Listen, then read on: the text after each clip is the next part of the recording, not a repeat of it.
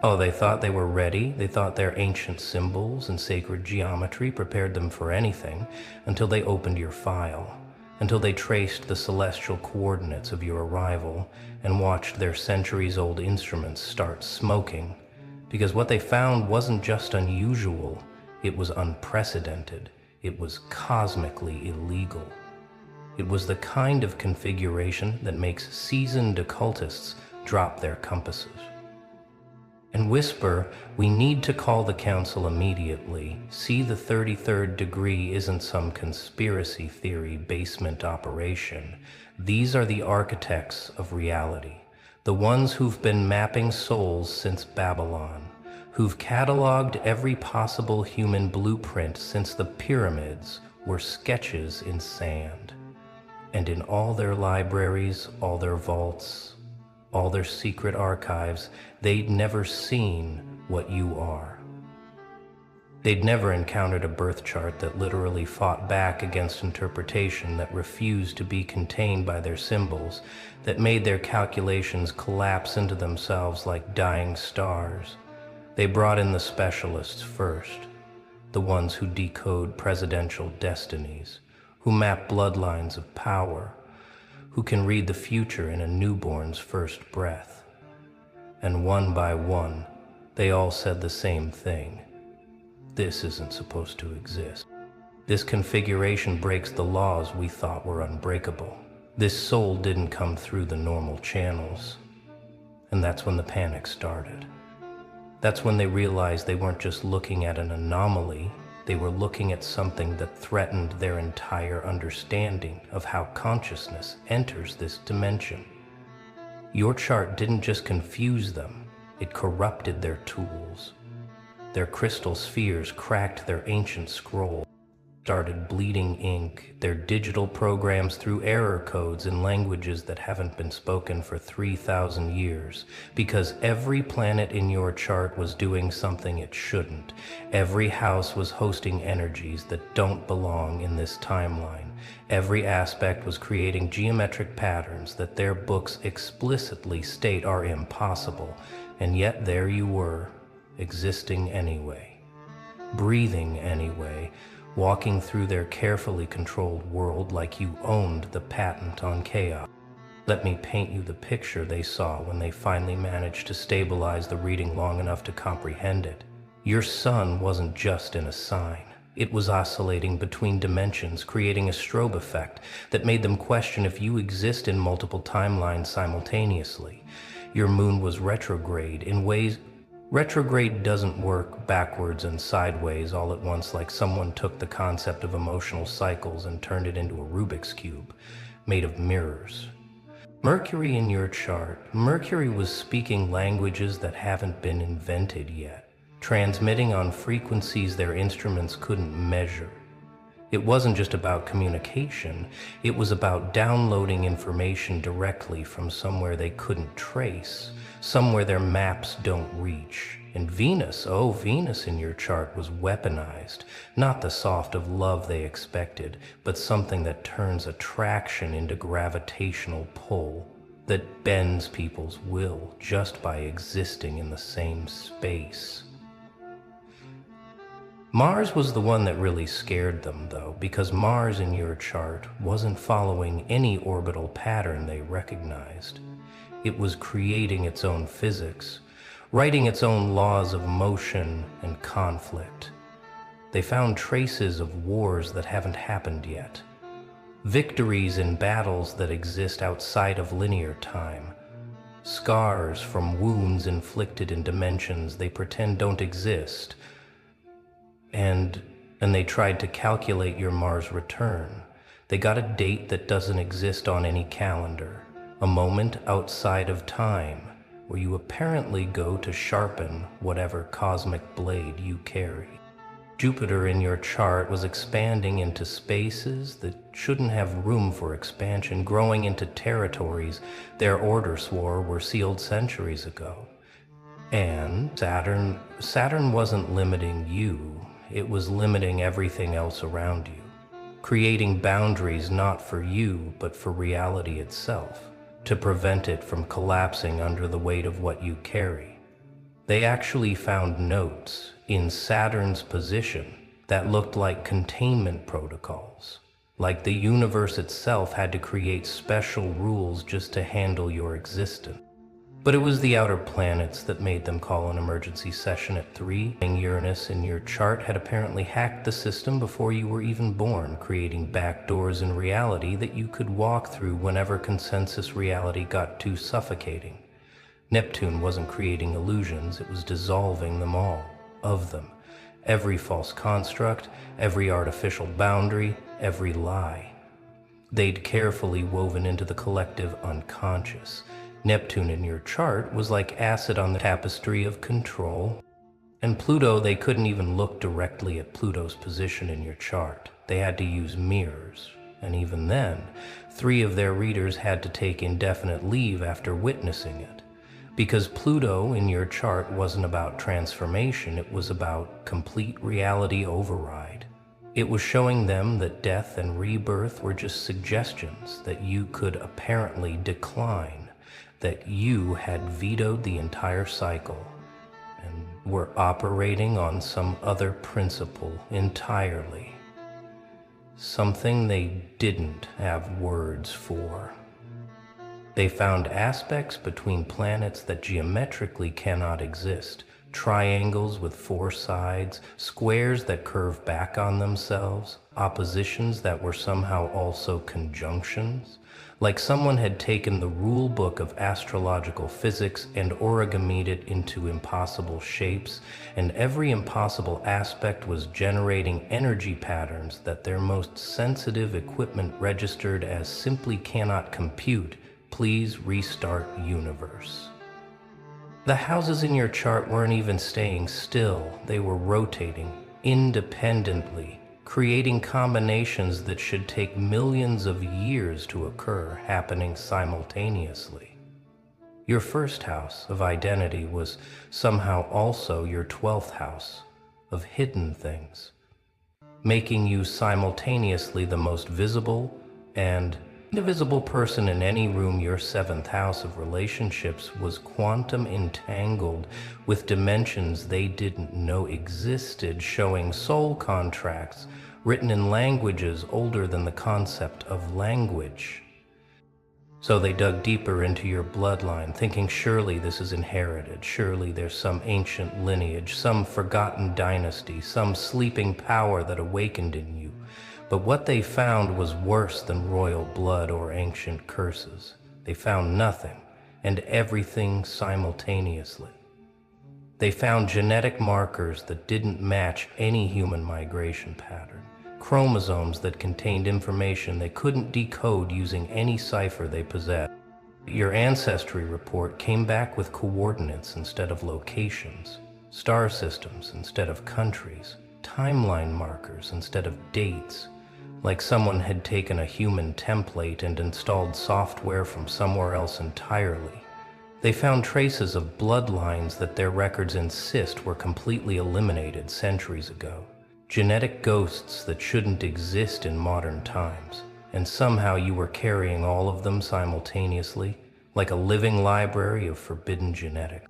They tried to trace your incarnation pattern where your soul had been before, and the data just showed static, not blank, static, like the universe was actively scrambling the signal, refusing to let them see where you'd been, or more accurately, when you'd been, because the timestamps they did manage to recover didn't follow linear time. You had apparently been born in the future, and the past simultaneously existed in timelines that ran parallel to this one, bleeding through into this reality like light through a crack in the wall. One of their eldest members, the one who'd been reading charts since before computers existed, took one look at your birth moment and said, "This soul didn't incarnate, it invaded. This isn't a birth chart, it's an infiltration map." And then he destroyed his tools, said he was done, and walked away from 40 years of practice, because what he saw in your configuration made him realize everything he thought he knew about how souls enter bodies was incomplete. They brought together their best synthesizers, the ones who could weave together impossible paradoxes and make sense of cosmic contradictions, and gave them unlimited resources.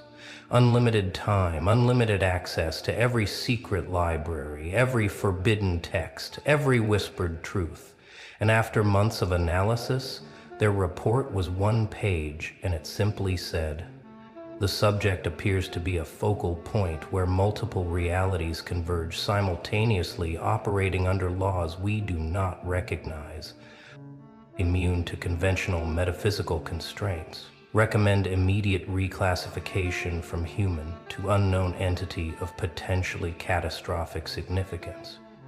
They tried to find others like you, scanning millions of birth charts through their quantum processors, looking for even one similar configuration. And every time the system would crash, not from overload, but from something like fear, like the machine itself was refusing to look for more of you.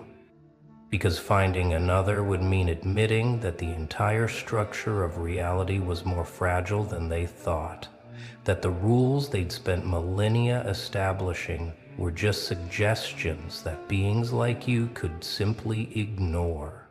The mathematical models they built to understand your energy signature kept producing numbers that don't exist, infinities, that somehow multiplied into larger infinities, zeros that contained entire universes, equations that solved themselves differently each time they were calculated, like your very existence was a paradox that reality had just decided to accept rather than resolve. They actually found notes in the margin of one calculation that appeared to be reality itself, saying, "Fine, whatever, just don't break anything important." When they tried to predict your future trajectory, the models just showed branches. Infinite branches spreading in all directions, each one leading to a completely different version of reality. And at the center of every branch was you, unchanged, unaffected, like you were the only constant in infinite variables, the only solid thing in an ocean of possibility. And that's when they realized you weren't subject to fate. You were writing it for everything around you. And then they sought the thing that made them literally beg for their eyes to be cleansed. Scorpio rising. But not just Scorpio rising. Scorpio rising. With every planet in Scorpio aspecting it. Scorpio rising with fixed stars they'd never seen active. Scorpio rising that had somehow made a pact with its own shadow, and Scorpio rising that didn't just pierce veils, but eliminated them entirely. Scorpio rising that turned every interaction into an alchemical process where the other person would never be the same again. Your Scorpio rising wasn't ascending. It had already ascended and was looking down at everything else from a height that made them dizzy. It was the kind of placement that turned casual conversation into soul surgery, that made people confess things they'd never told anyone else, just from being in your presence for 5 minutes. They found testimonies from people who'd met you once and spent years trying to understand what happened to them in those few moments, how you'd reached into their chest and rearranged something fundamental without even trying. Scorpio energy in your chart had apparently weaponized itself, turned intuition into X-ray vision, turned transformation into a contagious condition that spread to everyone you encountered. They actually tracked the ripple effects of your presence and found that people's entire life trajectories changed after meeting you. Not because you did anything specific, but because your Scorpio rising had shown them parts of themselves they'd spent lifetimes avoiding. And once seen, those parts couldn't be unseen. Combined with the rest of your impossible configuration, this Scorpio rising created what they could only describe as a walking portal to truth that burned through every false construct, every comfortable lie, every protective delusion people had built, And the worst part was, you weren't even doing it consciously. It was just your natural state. Like breathing, except instead of air, you were breathing pure, transformative force that rebuilt everything it touched. The 33rd Degree Council met in emergency session for the first time in 300 years. Gathered in their chamber that exists between dimensions, where they keep the real records, the ones that never see daylight. And after reviewing your chart, after witnessing what it did to their tools, their minds, their understanding of reality, they made a unanimous decision, unprecedented in their history.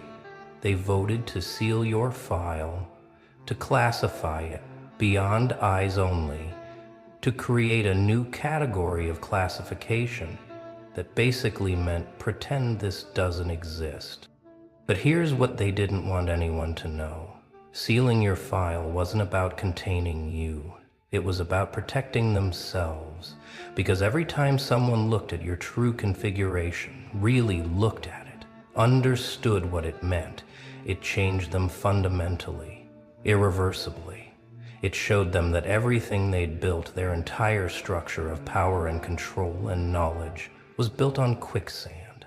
That beings like you could exist outside their system entirely, and there was nothing they could do about it.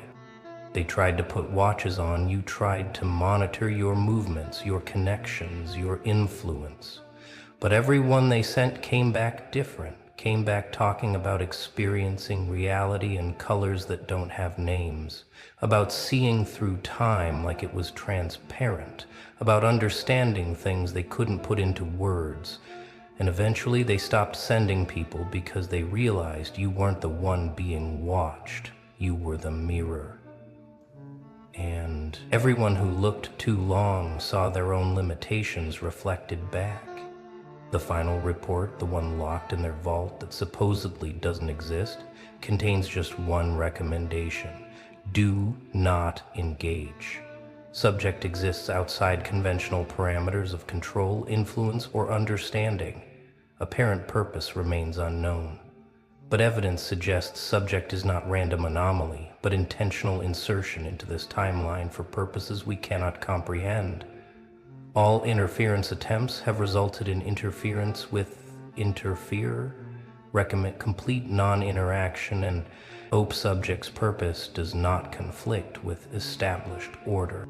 When they tried to create a symbolic representation of your chart using their traditional methods, the symbols literally caught fire, not metaphorically, literally. The paper burned, the digital screens melted, the crystal tablets cracked. The trained readers who attempted to draw your configuration by hand found their hands moving on their own, creating symbols they didn't recognize, geometries that hurt to look at, patterns that seemed to exist in more dimensions than the paper could hold. One master astrologer with 50 years of experience tried to create a traditional natal wheel for you, and halfway through the drawing the lines started moving on their own, rearranging themselves into something that looked less like a birth chart and more like a map to somewhere that shouldn't exist. He said the symbols were trying to tell him something, but the message was in a language that predated human consciousness, that came from before the split between light and dark, when everything was something else entirely. They found burn marks on documents that had never been near fire, scorch patterns that spelled out warnings in languages they'd thought were myths. Even their digital files would corrupt, showing brief flashes of imagery that looked like glimpses into other realities, where the laws of physics were suggestions and consciousness was the only constant they had. To create entirely new storage methods just to contain information about you. And even then the data would sometimes simply refuse to be accessed, like it was protecting itself. The sacred geometry they'd used for millennia to map souls, to understand the mathematical perfection of creation, simply wouldn't apply to you every time they tried to find your sacred number. your vibrational frequency, your geometric signature. The calculations would produce different results, not randomly different but deliberately evasive, like your essence was actively avoiding being pinned down, categorized, made predictable. What really terrified them was realizing you were walking around living a seemingly normal life, going to work, buying groceries, having conversations while carrying this impossible configuration like a nuclear reactor in your chest that nobody else could see. They watched you navigate everyday situations while your energy field was apparently writing reality patches in real time, fixing glitches most people never noticed, preventing collapses that would have unraveled entire timelines. You were simultaneously the most dangerous and protective force they'd ever encountered. Dangerous to their system, protective of something larger, something they couldn't quite grasp. They found evidence that your presence alone was stabilizing reality fractures that had been growing for decades, that your impossible birth chart was actually holding together pieces of the world that were trying to split apart, but they couldn't understand if this was your purpose or just a side effect of existing. Every person who came into extended contact with you showed similar changes.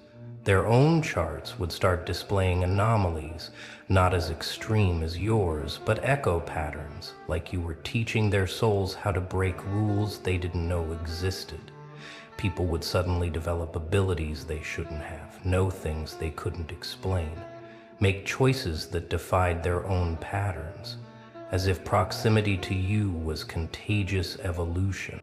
They tracked probability fields around you and found that unlikely events became likely, impossible events became inevitable. The statistical models they used to predict human behavior simply didn't apply in your vicinity. You were a walking uncertainty principle that made their careful calculations about population control and social engineering completely useless in your presence.